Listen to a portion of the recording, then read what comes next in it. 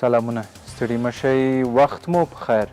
نن شنبه د غویي 11مه نیټه ده د ژوندون خبري ټولګې ته ښه راغلاست په سر کې هم د څو مهمو خبرونو سرټکي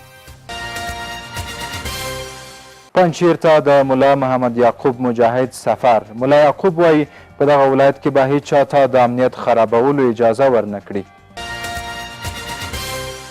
مخ پټول حجاب نه دی د افغانستان پخوانی ولسمشر حامد کرزی وایي اړتیا نشته چې ښځینه ویاندویانو خپل مخونه پټ کړي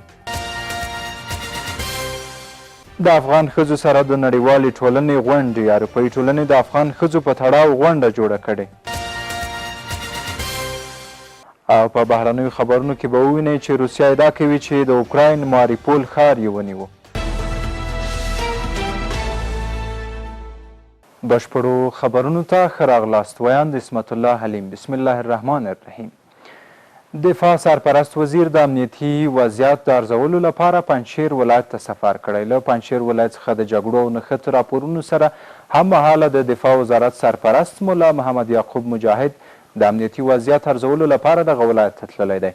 دفاع وزارت ویان عنایت الله خورزمي رسنیو ته په لیږلي پیغام کې ویلي چې ملا یعقوب پنجشیر ته د سفر په ترڅ کې د امنیتي ځواکونو او قومي مشرانو سره لیدلي دي ښاغلي خورزمي زیاته کړې چې دفاع وزارت سرپرست د پنجشیر ولایت اوسیدونکو ته ویلي چې هغوی د دښمن د تبلیغاتو ښکار نشي او باید خپل عادي ژوند ته دوام ورکړي د اسلامي امارت دغه لوړپوړي چارواکي سیمې له اوسیدونکو سره همدارنګه په خپلو خبرو کې غوښتنه کړې چې د نظم په ساتلو کې له طالب مسؤلو سره همکاري وکړي هغه ټینګار کړی دی چې په دغه ولایت کې به هیڅ چا ته اجازه ورنه کړي په ځانګړي ډول اخلالګرو ته چې د امنیت خرابولو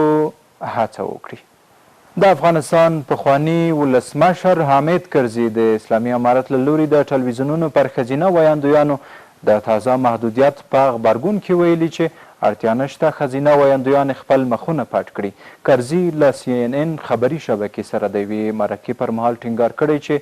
د مخ پټول حجاب نه دی او نه هم د افغانستان د فرهنګ برخه ده بلکې د نورو هیوادونو دود دی چې افغانستان ته رالیږدول شوی دی پخواني ولسمشر زیاته کړي چې افغانستان یو اسلامي هیواد دی او ښځو یې تل حجاب مراعات کړی دی نوموړي له اسلامي امارت څخه غوښتنه وکړه چې پر خپلې دې پریکړې له سره غور وکړي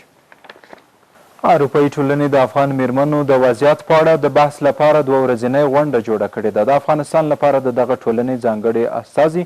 توماس نیکلاسن پر خپله ټویټر پاڼه لیکلي چې په دغه غونډه کې د افغان زړورو میرمنو له یوې ډلې سره 2 ورځنۍ غونډه لرله نیکلاسن زیاته کړې چې په دغه غونډه کې د افغان ښځو د وضعیت په اړه بحثونه کړي دي دا بحثونه وروسته له هغې کېږي چې نړیوالې ټولنې د اسلامي امارت پر هغه پریکړې اندېښنه ښودلې چې پر افغان میرمنو یې وضع کړي د جنسیتي انډول په چارو کې د اروپایي ټولنې سفیر سټیلا رونر پر خپلې ټویټر پاڼې لیکلي چې په دغه غونډه کې له افغانستان سربیره د نورو ځایونو څخه 80 تنه ښځې ګډونوالې وې د رونر په خبره یاده غونډه په داسې وخت جوړیږي چې د بشري حقونو لپاره د ملګرو ملتونو ځانګړي راپور ورکوونکي ریچارډ بینټ هم په کابل کې له دې هڅه کړې چې د اروپایي ټولنې او ملګرو ملتونو ترمنځ د ښځو په برخه کې همکاري دوام کوي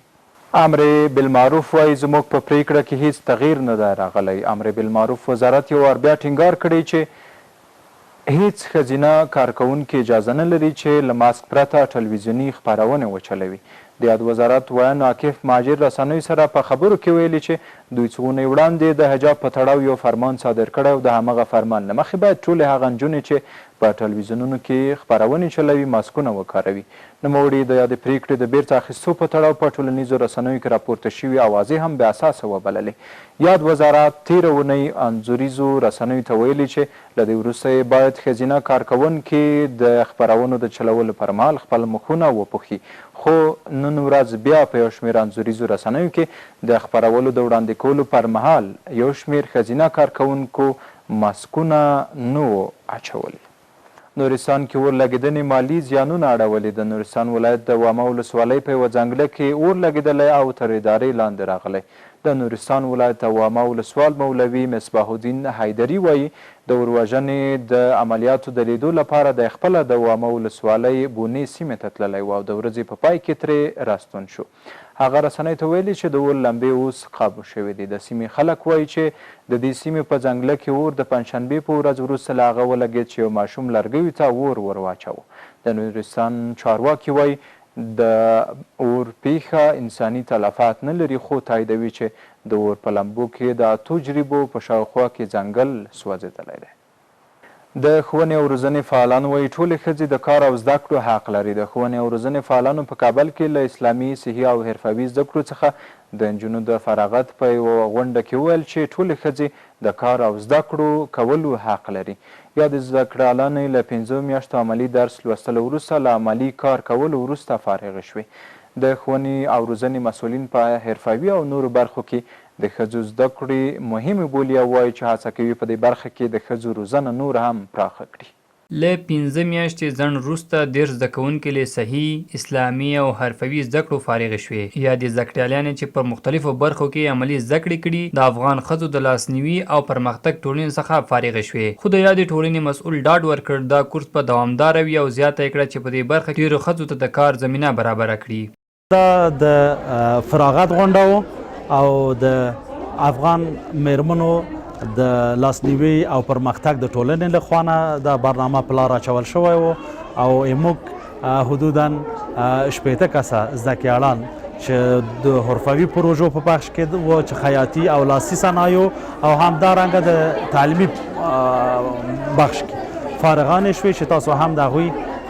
شاهدان یاست. او موږ له ټولو نړیوالو نه مؤسسو خصوصا د UN له مؤسساتو نه هیله هم دا ده چې موږ او لکه موږ چې داسې نور مؤسسې یا انجوګانې دي دوی سره مرسته وکړي، خصوصا د ښځو په بخش کې. هممهاله د غونډې ګډونوالو په خپلو خبرو کې زیاته کړه چې ښځې د کار حق لري او اسلامي امارت دې ورته د کار زمینه برابره کړي. چې د مکتبونو څخه شاید محرومې وي، د مهاجرت په وجه چې د ډېر خلک مهاجر راغلي دي د پاکستان او د ایران، د مکتبونو نه به محرومې وي. نو که دغه زده کړې ونه کړي نو د هر څه نه به محرومې کېږي. د ما پیشنهاد دا ده چې تاسو دغه تعداد کې زیاتوالی راولئ. د موږ خویندو ته خیاطي، د موږ خویندو ته تاسو ډېرو ښو خبرو ته اشاره وکړله مخکې د صحت په برخه کې، د موردوزي او د دغو برخو کې. او د ټولو نه مهمه خبره دا وه چې تاسو اسلامي زده کړې هم ورته کوئ. که د موږ خویندې په اسلامي زده کړو کې د اسلامي امارت په چوکاټ کې خپلې زده کړې په مخ باندې بوځي او نورې مسلکي زده کړې زده کړي نو د موږ خویندې به بیا سبا بل چاته نه وي ایسارې. همدارنګه ځینو نورو وویل په احمدشاه بابا مینه کې که څه هم لازمه ده کار نه دی شوی او له نړیوالو مؤسسو یې وغوښتل چې په مختلفو برخو کې د مرستې دوامداره وساتي. دواړه شوراګانې د تاسو لپاره کوشش کوو چې بینالمللي مؤسسات موږ را دعوت کړو. هغه زده کړیالانې چې له همدې کورس څخه فارغې شوي وایي خوشحاله دي او د لا همکاري غوښتنه یې وکړه. ما بسیار زیاد از استادای ما بسیار تشکری میکنیم که تا اینجا به ما را کمک کرد، همراهی کرد که تا اینجا ما رسیدیم. زما غوښتنه دا ده هم د طالب اسلامي امارات څخه او هم د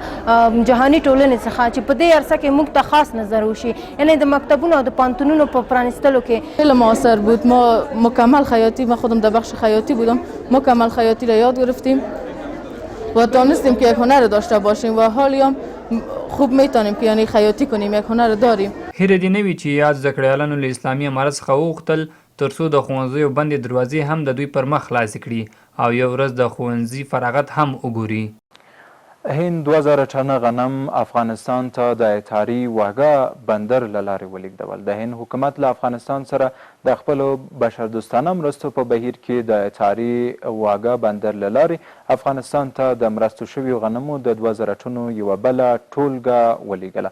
د هند حکومت د ګمرکونو کمیشنر راهول نانګرارا اعلان وکړ چې د مرسته شویو غنمو 2000 ټنه یوه بله جوپه افغانستان ته استول شوې ده. هغه څرګندوي د هند حکومت ژمنه کړې چې افغانستان ته به 50000 ټنه غنم ورکوي او موږ تر اوسه 10000 ټنه غنم افغانستان ته لیږدولي دي. د افغانستان اسلامي امارت د رئیس الوزرا اقتصادي مرستیال ملا عبدالغني برادر کابل ته راورسېد. د ریاست الوزرا له لومړي معاونیت څخه په خپره شوې خبرپاڼه کې راغلي چې د افغانستان د اسلامي امارت د رئیس الوزرا اقتصادي مرستیال ملا عبدالغني برادر په مشرۍ یو لوړپوړی دولتي پلاوی متحده عربي اماراتو ته له 15 ورځني سفر وروسته ماسپښین مهال بیرته کابل ته ستون شو. ملا برادر د اماراتو د پخواني رئیس شیخ خلیفه بن زاید ال نهیان د مړینې د غم شریکۍ لپاره دغه هیواد ته تللی و. برادر اماراتو ته د خپل سفر په ترڅ کې له افغان سوداګرو سره هم کتلي وو او له هغوی غوښتنه کړې وه چې راشي او په خپل هیواد کې پانګونه وکړي. برادر زیاته کړې وه چې اسلامي امارت په داسې حال کې په کابل واکمن شو چې تیر حکومت ټول بانکونه او د عامه خلکو شتمنۍ لوټ کړې وې. د کرومایټ د استخراج مزایده 10 شرکتونو ګټلې. د کانونو او پټرولیم وزارت وایي د افغانستان د کرومایټ د کانونو د استخراج مزایده 10 شرکتونو ګټلې ده. د وزارت په یوه خبرپاڼه کې ویلي دي چې 214 شرکتونو په مزایده کې ګډون کړی و. د خبرپاڼې له مخې د دې مزایدې ګټونکي 10 شرکتونه به د کندهار، زابل او لوګر له کانونو څخه کرومایټ استخراجوي. کرومایټ له اوسپنې ډکه تیږه ده چې د ډیرو کلکو وسایلو په جوړولو کې کارول کیږي. یونیسف سازمان د افغانستان له تعلیمي سیستم سره مرسته کولو ته چمتو دی. د پوهنې سرپرست وزیر مولوي نورالله منیر د یونیسف له مرستیالې حنان سلیمان او مل پلاوي سره لیدلي او د هیواد د تعلیمي سیستم د ستونزو له منځه وړلو په تړاو یې خبرې کړي دي. میرمن حنان سلیمان د افغانستان له تعلیمي سیستم سره د دغه سازمان د بشپړ همکاري ډاډ ورکړی دی او د باورا زماني فرهنګي هڅې وستایل شوې. د افغانستان د ملي تحریک ګوند د لیکوال او ژورنالیست فرهنګي هڅې د یو لړ ځانګړو مراسمو په ترڅ کې وستایلې. فرهنګیانو د باورا زماني د هڅو د ستاینې ترڅنګ هغه د ادب او پښتو ژبې لپاره نه ستړی کېدونکی شخص یاد کړ. د افغانستان د ملي تحریک ګوند د ژوندون راډیو ټلویزیون د غونډو په تالار کې د باورا زماني د هڅو په ویاړ یوه غونډه رابللې وه چې په غونډه کې مشرانو، لیکوالانو، فرهنګیانو، خبریالانو او یو شمېر ځوانانو ګډون کړی و. په غونډه کې د افغانستان د ملي تحریک ګوند مشر او د ژوندون ټلویزیون بنسټګر پوهاند محمد اسماعیل یون وویل باورا زماني د ملي تحریک ګوند یو له مهمو او کلیدي غړو څخه دی چې د ټولنې لپاره د مدنیت، ادب او ژورنالیزم په برخه کې یې کړنې د ستایلو وړ دي. باورا زماني چې د دې تحریک یو فعال غړی، مشرتابه غړی او د فرهنګي چارو کې ډیر فعال، په سیاسي چارو کې ډیر فعال، نو د په ډنمارک کې اوسېږي، نو د ډیر زیات کار کړی. د غونډې یو بل ګډونوال عبدالهادي بیلوال باورا زماني یو زړهسوانده او مهربانه شخصیت وباله. دومره وایم چې باورا زماني یو ټولنیز زړهسوانده په وطن او خپلې ژبې، البته د مورنۍ ژبې پښتو باندې مین او خواخوږی انسان دی. په خپلو محیط کې، په خپلو همزولو کې، په خپل ماحول کې د اتحاد، اتفاق، د یووالي سمبول دی همیشه. د غونډې یو شمېر نورو برخوالو هم په خپلو مقالو او خبرو کې ښاغلی زماني د پښتو د ادب ځلانده ستوری یاد کړ. ښاغلی باورا زماني د شعر لیکنې ترڅنګ سیاسي او ټولنیزې لیکنې هم کوي.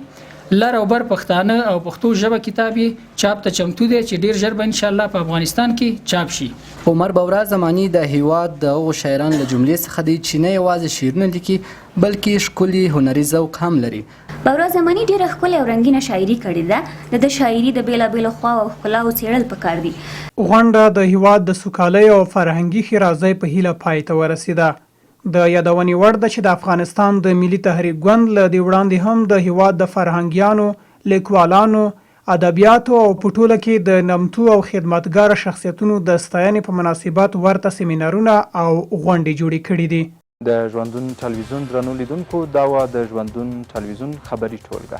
د خپلو ټولو همکارانو په مننې تر بیا ښه وخت.